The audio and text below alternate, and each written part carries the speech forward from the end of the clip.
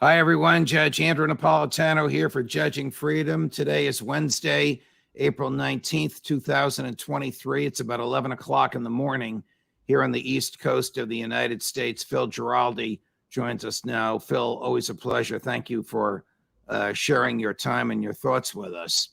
As I talk to former intelligence agents like you and Larry Johnson and Ray McGovern and others, there seems to be some debate going on in the intelligence community over the document leaks, which the federal government attributes to this young man in Massachusetts, Jack Teixeira.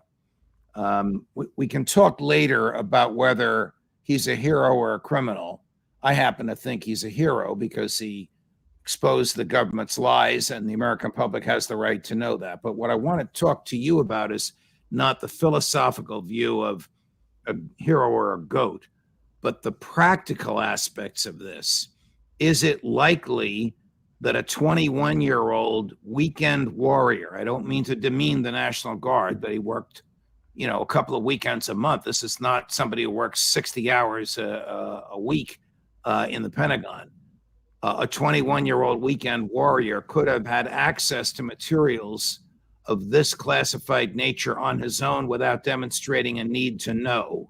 Or is it more likely that someone north of him on the totem pole, dismayed with the U.S. criminal involvement in the Russian-Ukraine war, fed this stuff to him so as to expose the government's lies and duplicity? Well, there are about 4 different theories floating around among my former colleagues, all of which are plausible. Of course, the one theory is that he could not have had access, in particular, to some of the CIA assessments that were among the documents that he stole and posted. So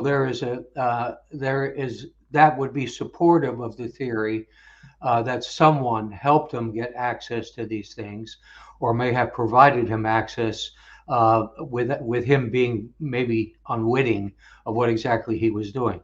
Now, there are other theories that, in fact, he, in his capacity as a sergeant, was working for some officers in the National Guard that might have had access to these documents, and that were careless themselves about leaving these things accessible or available. Now, that's another plausible argument too.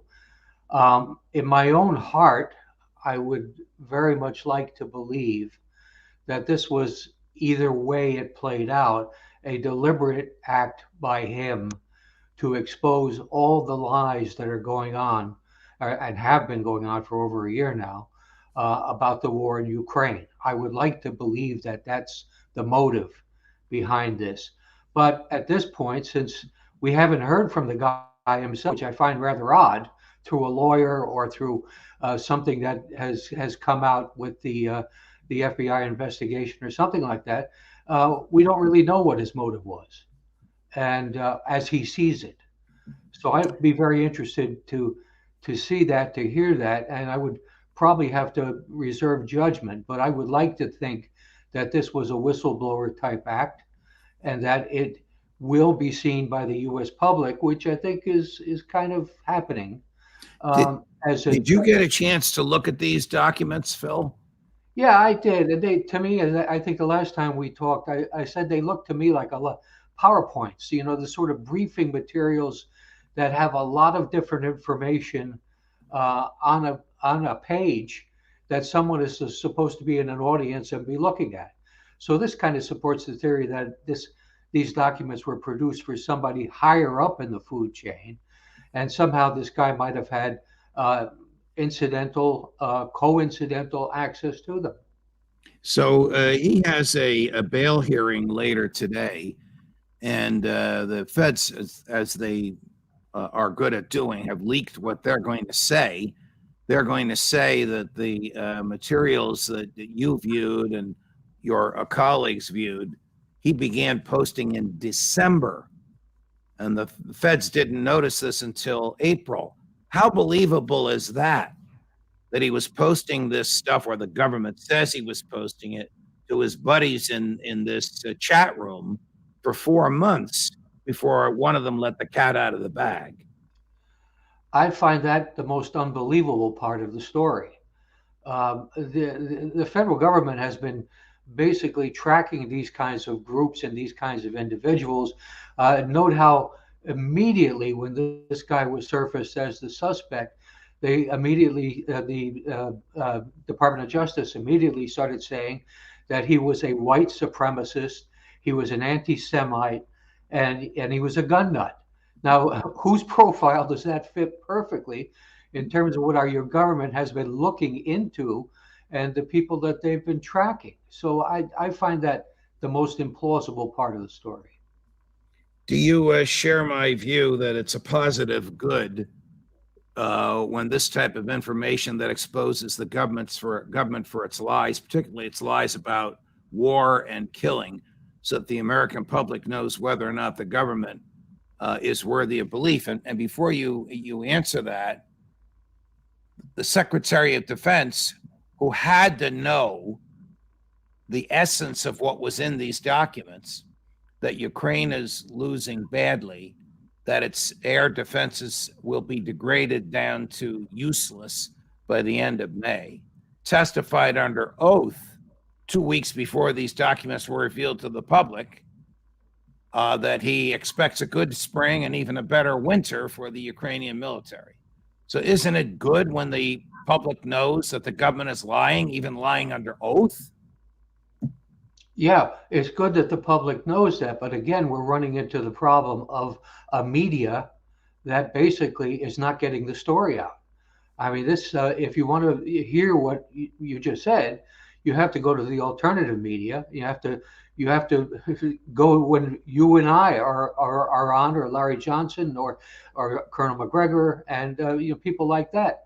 Um, that's the tragedy here. We are being denied the fourth estate. The fourth estate is not on our side anymore, not on the side of the people. It's on the side of the government. And so the story is not getting completely out. But yes, it's good that the story is getting out at all, because it's clear that they were lying absolutely about how successful this war effort was going. How unusual is it for a 21-year-old non-commissioned um, to have the security clearance that the government says this young man had? Well, I'd have to say it is fairly usual. I had those clearances when I was a 22-year-old Sergeant E5 in an intelligence outfit in Berlin. So it's not exactly unheard of now, but it does not mean you have need to know. That doesn't mean that you can go walk into a skiff or a classified room and help yourself to documents just because you have the clearance. You have to have need to know. I don't think this guy had need to know. How is a need to know granted or monitored? It's basically granted and monitored bureaucratically. If this guy was working for, say, a lieutenant colonel or something like that, the lieutenant colonel would be the one who actually would have to provide him with access to documents that he needs for his work. And that would be limited to documents that he needs for his work. Okay. Switching gears, you recently commented in one of your great articles about President Macron's visit to Beijing and the comments he made literally on his jet flight from Beijing back to Paris about wanting to create a multipolar world and wanting to liberate Europe from the oppressive thumb economically and militarily and politically of the United States. Before you expand on that, I want to throw in the mix a comment that President Putin made about 3 weeks ago. You and I may have talked about this. I don't remember, Phil, that the United States effectively, I think he may have said this a little tongue in cheek, still occupies Germany. He was referring, of course, to the long occupation by the U.S. of its segment of what was then called West Germany after World War II. But the reason he said this is because of the near universal acceptance today that the Nord Stream pipeline was destroyed by the U.S. and the utter silence over this from German leadership. So with those two ideas in the mix, let me have your thoughts. Well, I thought Macron's comments in China were refreshing. He said basically that France and anyone else who wants to get on the wagon should begin liberating themselves from the dominance of the U.S. dollar, and that is a, shall we say, in economic terms, a nuclear device going off. The numbers of countries that are trading free of the U.S. dollar and avoiding petrodollars is growing. So I think this is a refreshing move by Macron, and I hope it's the beginning of a much bigger move. What do you think? What do you think will become the reserve currency, if not the U.S. dollar?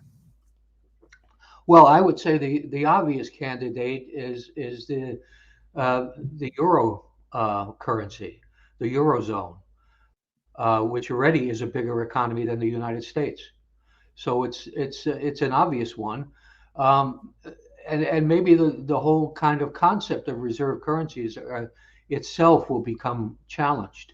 I think that's a possibility. So that was good to see. And the comment about Germany, of course, is essentially Germany has been the U.S. poodle ever since the Second World War ended, and this more or less continues. And your example of Nord Stream, which was undeniably done by the United States, even after Biden's warning that he was going to do it, and is now being denied or avoided. Let's say avoided.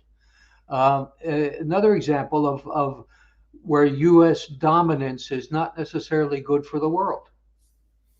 What does Joe Biden gain by saber rattling and threatening China? Well, I think his wife probably likes to hear it, and I don't know. I don't get the China phobia. China over Taiwan does not threaten the United States in any way that I can understand. And maybe if someone could explain it to me, or like Joe Biden explained it to me, I would understand it better, but I don't. I think Joe Biden wants to run for re-election as a wartime president like his hero FDR, and he's willing to accept either a war in Ukraine or a war in China, neither of which could we possibly win. Phil, have we won a war since World War II? Panama, wasn't it? And I guess if you want to call that a war. no, of course we haven't won a war, and the ones that we act like we won, we come up with all the things to support that belief that are not convincing. As I say, Panama is the one that comes to mind immediately. Right. And then I realized you were being, you had tongue in cheek. Why is Vladimir Putin's presidency an obstacle to the foreign policy of Tony Blinken and Victoria Nuland? Well, I think the whole story there is that the justification, and this also comes out of the Pentagon, is to weaken Russia so that Russia cannot be a dominant power in Eastern Europe and in the Middle East. I think that's the argument. But the fact is that Russia is a serious, major power, whether they like it or not. And the theory that by grinding them down in a war against Ukraine, eventually they will be a lesser power, I think is a little bit hard to sustain. So two powers that the U.S. And our Israeli allies hate, Russia and Iran, both doing pretty well economically right now, even though both are the subject of draconian sanctions imposed by presidents. That's right. Both of them are selling oil to whoever wants to buy it with whatever currency they want to use. and they're doing quite well. And the stories of I'm sure you've seen some of the pictures of supermarkets in Moscow that look pretty well stocked. And so it's again, this is a propaganda that we're saying, oh yeah, our sanctions are hurting them. Well, sanctions always hurt somebody, and it's usually the poorer people that get hurt. But the fact is that the case that sanctions are a successful foreign policy tool, in my opinion, has never been made. The Wall Street Journal published an article about 4 weeks ago in which it purported to demonstrate that sanctions are beginning to bite, particularly Russian banks. 2 weeks later, the author of the article was arrested for and charged with espionage. All of this followed the FBI arresting a dark-skinned, blonde-haired British soccer star whom the FBI claims is really a KGB agent. Is there a connection with all these things? Well, the connection is that governments in general, and I don't exclude anyone from this, have to occasionally show that they're tough and are taking care of national security by arresting these people. I mean, I think this Wall Street journalist who was arrested in Moscow, it's another case like that. This guy might have been feeding information to his embassy contacts. By that I mean U.S. embassy contacts, which is normal procedure. I saw it over and over again in Europe, time and again. But so is he a spy or is he not a spy? Is he this? We have to show we're being tough, so we make an arrest. And the United States does this all the time. Does the CIA recruit journalists or dispatch officers under the facade of being journalists? Both. Both historically speaking, and I would assume they still do it.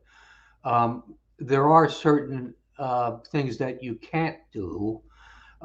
Like, for example, if you want to recruit an American journalist and put him in some situation where he's in danger, there are some prohibitions on that kind of thing.